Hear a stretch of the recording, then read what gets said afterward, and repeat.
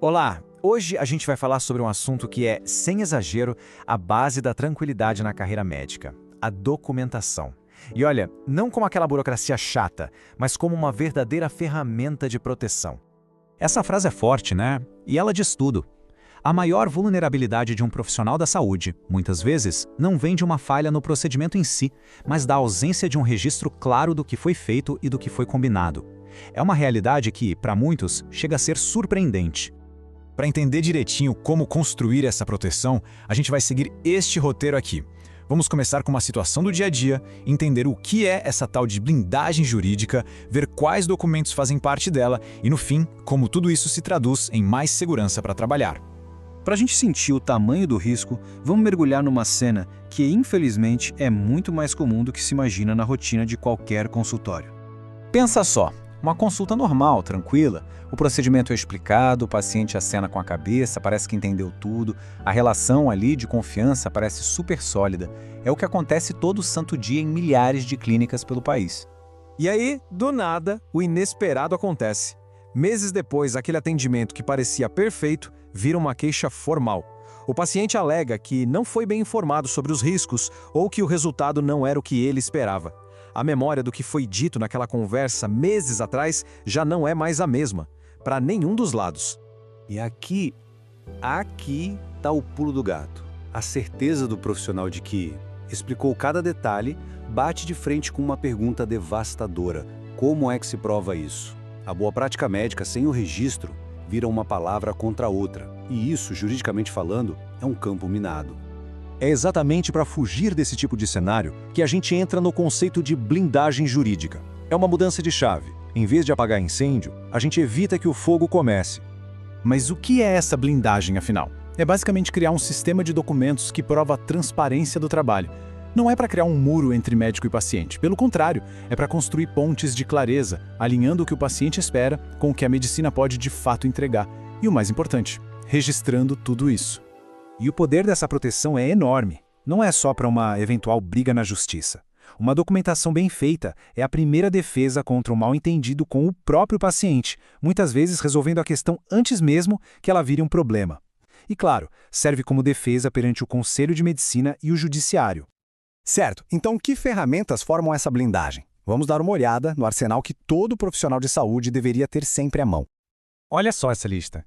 Cada item aqui é uma camada de segurança.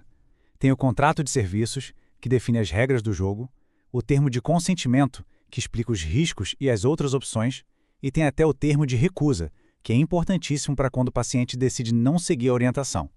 Tudo isso, junto com uma política de privacidade, cria uma verdadeira fortaleza de documentos. Agora, dentro desse arsenal todo, vamos dar um zoom em um dos documentos mais importantes, mas que muitas vezes é feito de qualquer jeito: o termo de consentimento informado. Um termo de consentimento que funciona de verdade vai muito além de uma simples assinatura. Ele precisa ser, na prática, uma conversa documentada. O maior erro é usar o modelo genérico, de internet. O ideal é que ele detalhe os riscos, mostre as alternativas, seja super honesto sobre os limites do tratamento e, o mais importante, tenha um campo para registrar que o paciente de fato entendeu. É uma ferramenta de comunicação, não só um pedaço de papel. Agora, vamos falar do pilar que sustenta toda a relação profissional: o contrato de prestação de serviços médicos. Pensa no contrato como a ferramenta número 1 para alinhar expectativas. É ele que bota no papel, preto no branco, o que vai ser feito, quanto vai custar, quais são as responsabilidades de cada um e até as regras para comunicação por WhatsApp, por exemplo. Deixar tudo isso claro desde o início evita a maioria dos conflitos, que geralmente nascem de achismos ou da falta de clareza. Para a gente ir fechando, vamos colocar lado a lado os dois mundos: o do profissional que se documenta e o do profissional que fica exposto. O resultado é esse aqui. De um lado, com a documentação, a gente tem proteção, clareza, uma defesa forte. Do outro, sem ela, o que sobra é exposição, incerteza e um desgaste emocional e profissional gigantesco. A obrigação de provar que agiu certo fica toda nas costas do médico. A diferença, gente, é brutal. Então, como construir essa segurança de um jeito que funcione na prática? Tudo se resume a estes 3 fundamentos. Primeiro, ter uma documentação técnica impecável, sempre em ordem cronológica. Segundo, usar contratos e termos que sejam feitos sob medida para cada tipo de serviço, nada de modelo genérico. E terceiro, ter regras de comunicação e de privacidade muito claras, que levem em conta o mundo digital em que a gente vive hoje. Com esses 3 pilares, a defesa deixa de ser uma reação e vira prevenção. Então, a grande mensagem que fica é essa: enxergar a documentação não como um fardo, uma chatice burocrática, é preciso encarar esses papéis como eles realmente são, um dos instrumentos mais poderosos para proteger uma carreira, uma reputação e, principalmente, a paz de espírito para exercer a medicina. E fica aqui uma reflexão final. A medicina evolui o tempo todo, as técnicas mudam, a relação com o paciente se transforma. A pergunta é: será que a documentação usada na clínica, no dia a dia, tem acompanhado essa evolução?